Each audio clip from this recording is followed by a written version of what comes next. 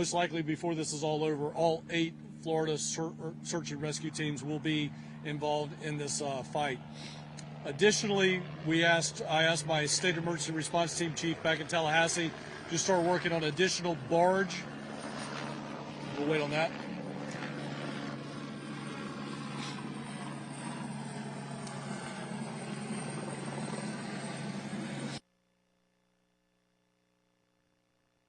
Of course, that's the sign of progress as we're trying to get through something. We're going to get additional barges. We've got one barge that showed up overnight carrying heavy equipment. So this will be the heavy equipment for the search and rescue teams as well as the Florida National Guard's route access teams. Those will be front-end loaders, bulldozers, things of that nature. We're going to start getting those over here. So we've requested additional barges to start coming in so that we can start ferrying stuff across, get the heavy equipment for the search and rescue teams. We have solved the water problem temporarily at the hospitals. We were working in conjunction with the with local officials. We have tanks that are temporary tanks that have been set up at the hospitals, and we are ferrying 20,000 gallons of water about 5 times a day per each hospital. So that's a significant mission. We're bringing that water in, I believe, from Lakeland to bring that bulk water down and get those hospitals, or keep those hospitals online, even if it's just temporarily. So that gives you an update of some of the things we're working on right now. I'm going to introduce to you guys now the FEMA Administrator, Deanne Criswell. Thank you, Gavin. I did have an opportunity right now just to join the governor and the director to survey some of the damages that have impacted this part of the state. And as the governor said, what we're seeing is some devastating damage that's out there. And we know that there's going to be a lot of needs as we go into the recovery process. As the governor mentioned, this is one of the counties that is declared for individual assistance. Individuals can start that process now to begin and jumpstart their recovery by registering for assistance at FEMA. You can do that by going to disasterassistance.gov. You can go download the FEMA app and register there, or you can call 1-800-621-FEMA or 1-800-621-3362.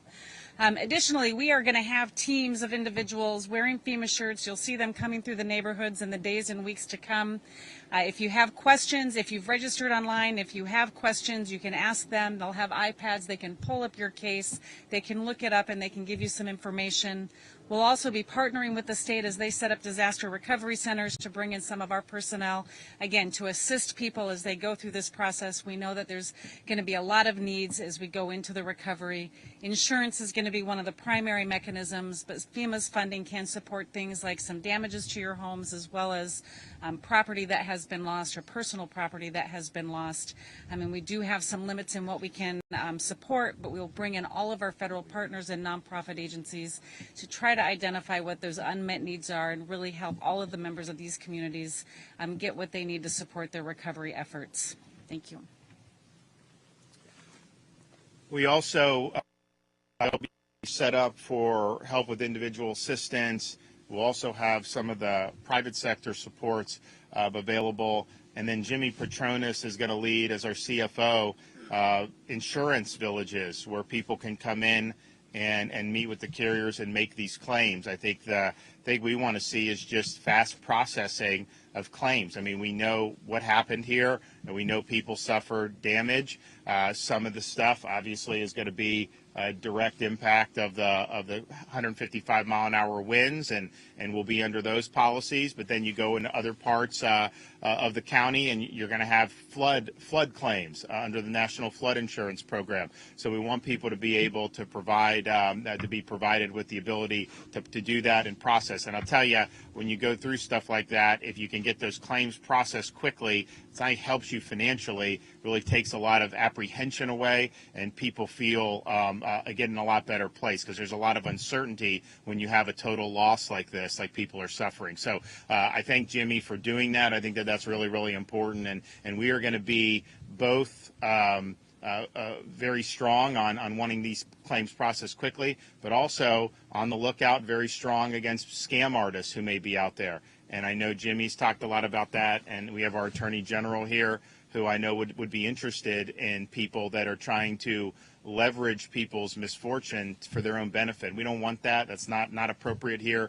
We just want to get people taken care of, and so that's what we'll be doing. I was happy to see as I was driving in here, I think it was probably going through Cape Coral, I saw some of the stores opening. I saw some of that, and so there were basically 48 hours after the landfall, and you're starting to see people bounce back. So that's a good sign. We know there's a lot of work left to do, but as soon as you can get more power, all the water issues taken care of, I think the fuel is going to be in really good shape. I think it's really just a matter of the gas stations either running their generators or having enough electricity to do it. But Tampa Port, Everglades, all those are open. You got massive amounts of fuel now coming into the state, and so we feel really good about that. And we're also fortunate that there are over 42,000 linemen stationed to help restore power, and so they got in very early yesterday, and a lot of progress being made throughout the state. Parts of Lee County and Charlotte,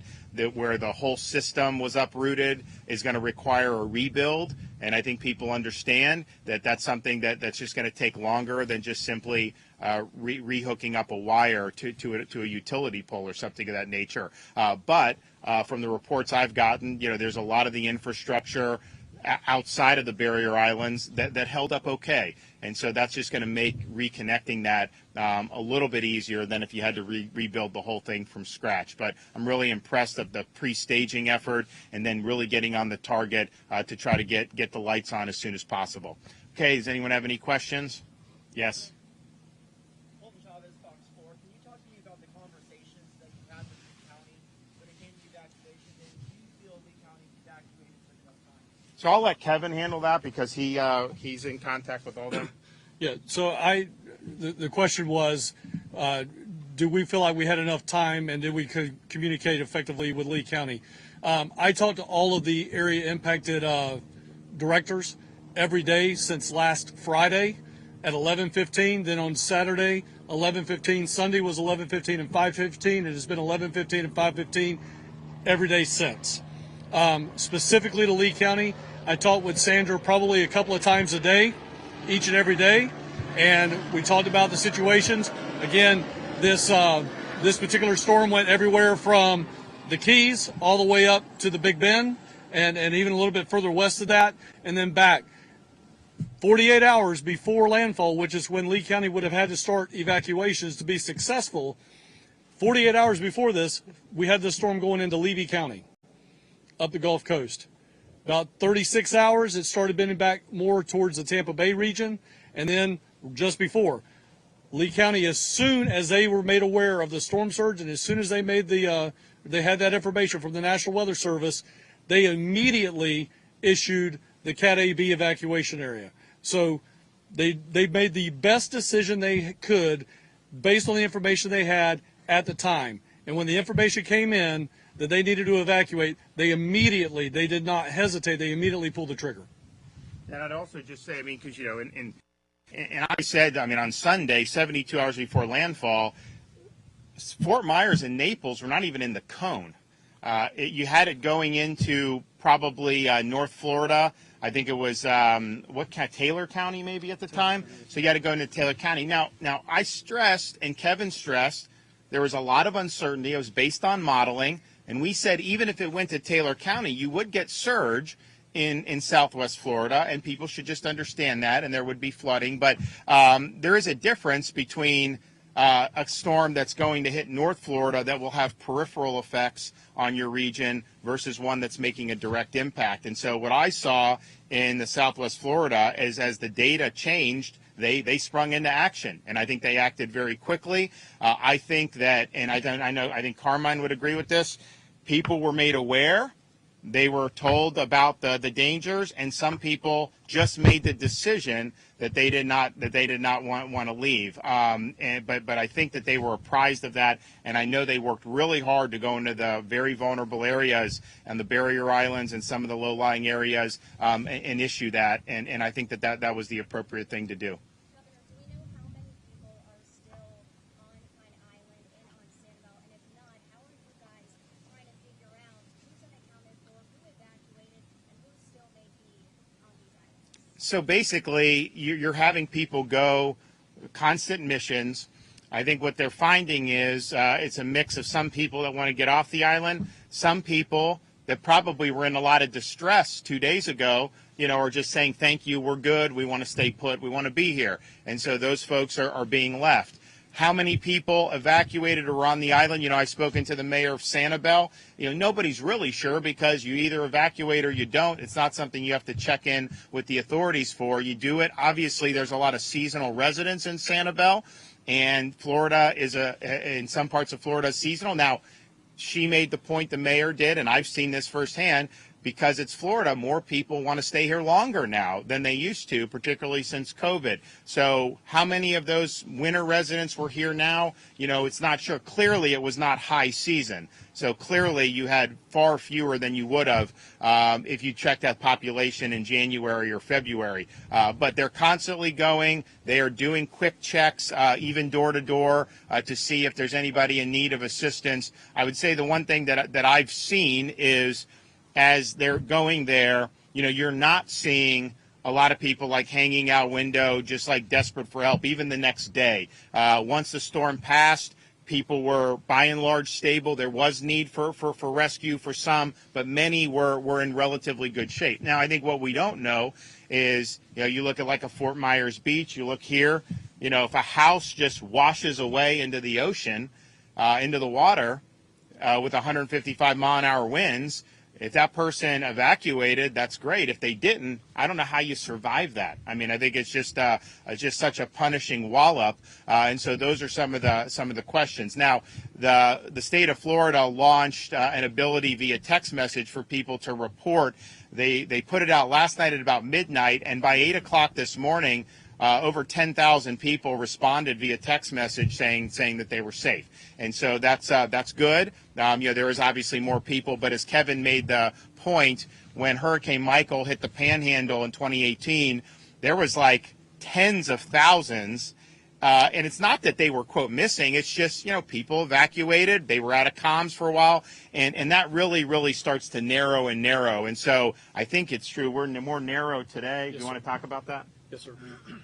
So again, as the governor was pointing out, when we had Hurricane Michael at 2 weeks, we are somewhere in the we had about 30,000 people that were reported. About 2 weeks into it, we had about 10,000 people that we were still trying to match up. And then over the 2 week period, or after the 2 week period, that started to slim itself down. We are already at a point, based on the information we have already made we had well over 15,000 contacts saying people may be displaced, they may be out of or maybe in harm's way.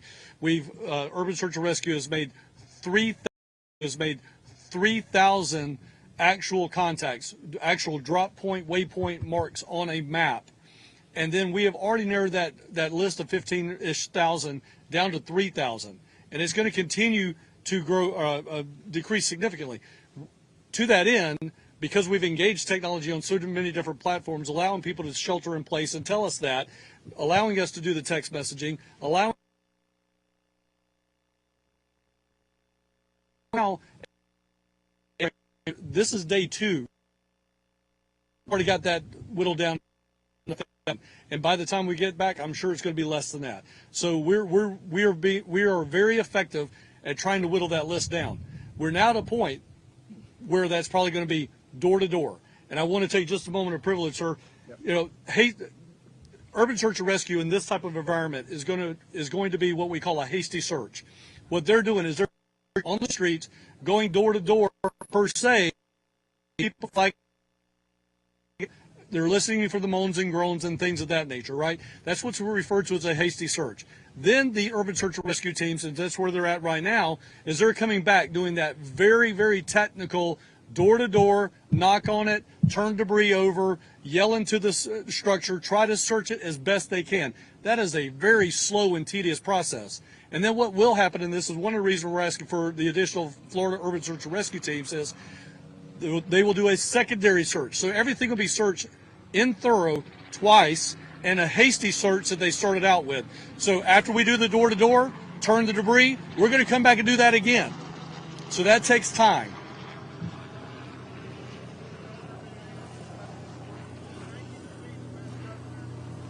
Thanks.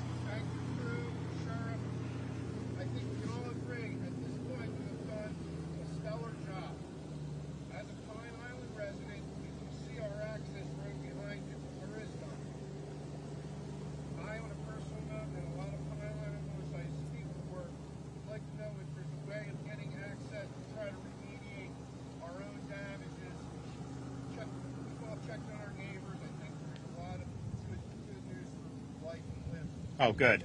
It's good to hear. Yeah. So basically, the question: a Pine Island resident, they've been able to check on a lot of people, and he said, by and large, good news in terms of safety of life and limb for those residents, because this was the eye of the storm right here. But what about the access? I mean, you see the bridge out there. Look, I'm committed to fixing that, with the state of Florida, and obviously the county can help. But yeah, we've got to obviously provide access. Now, how quickly can that be done? Even with Beth's efforts, is unclear. Those are not easy things to just do. In the meantime, Kevin, what are some of the options? So I'm going to talk from a state perspective, and for those that know me, I have a local law enforcement perspective, so I'm then going to ask the sheriff to come up and talk about that for just briefly.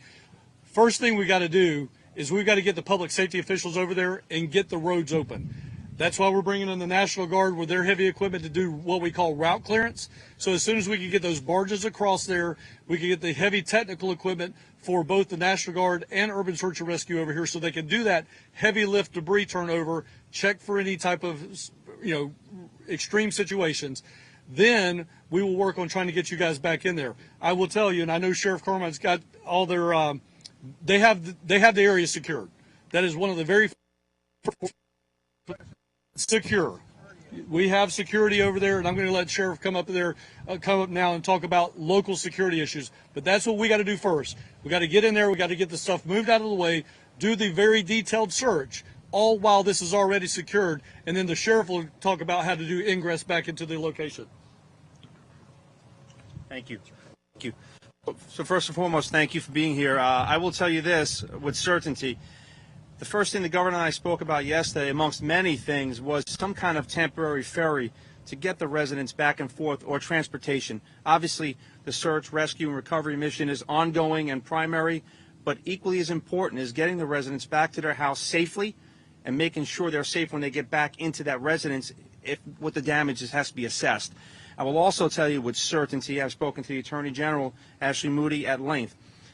We are not going to tolerate, and I mean zero tolerance, when we say anyone that thinks they're going to thrive on the residents of this county or state, when we just took a horrific hit, I can guarantee you that is not going to happen.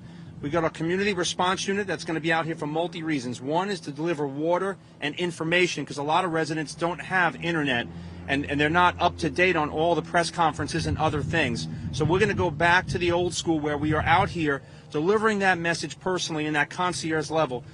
Most importantly, safety and security, as always. And I guarantee you, we will be out here in full force. And any person that makes that horrific error, that thinks they're going to do something to one of my residents in my county, I guarantee you, it'll be swift incarceration immediately with no tolerance. Will there be 24-hour surveillance from waterways? Because this is how they get in.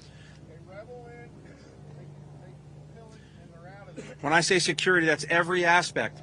Okay, we have a full-fledged Marine unit. We got the Coast Guard, our local, state, and federal partners. At all ends, we are working together as a cohesive team, and we will cover our residents, and your safety and security is always going to be number one, and you can rest well. Zero tolerance means zero tolerance. Well, the question is, in St. James City, in these canal areas where I'm right on the canal, Yes, sir. there's going to be a way to get ferried in, not even needing a roadway, really. I know my boat's somewhere in the mangroves, maybe.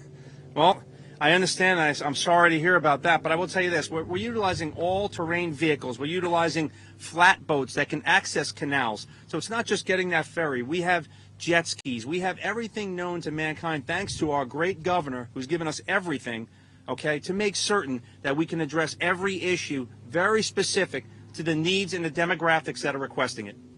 Yeah, and I mean, so fixing the bridge, yes, we will do that. We have to do that. So that will happen. It just, I can't tell you how long that will take. They're going to have to figure out the extent of the damage. It's interesting. I'm looking at Sanibel, and actually this one too.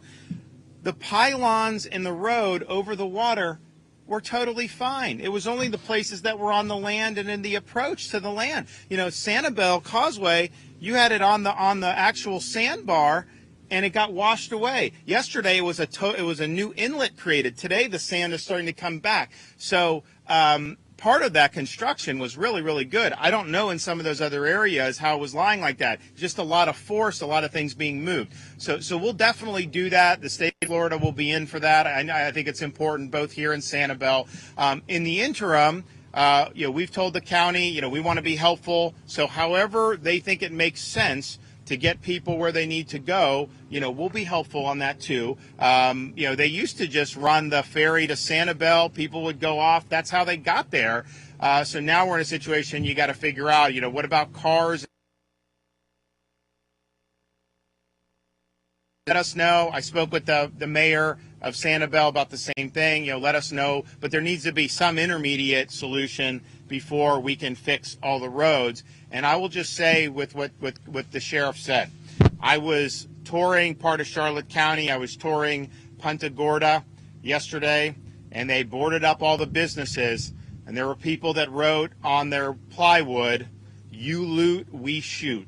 And at the end of the day, we are not going to allow lawlessness to take advantage of this situation. We are a law and order state, and this is a law and order community. So do not think that you're going to go take advantage of people who've suffered misfortune.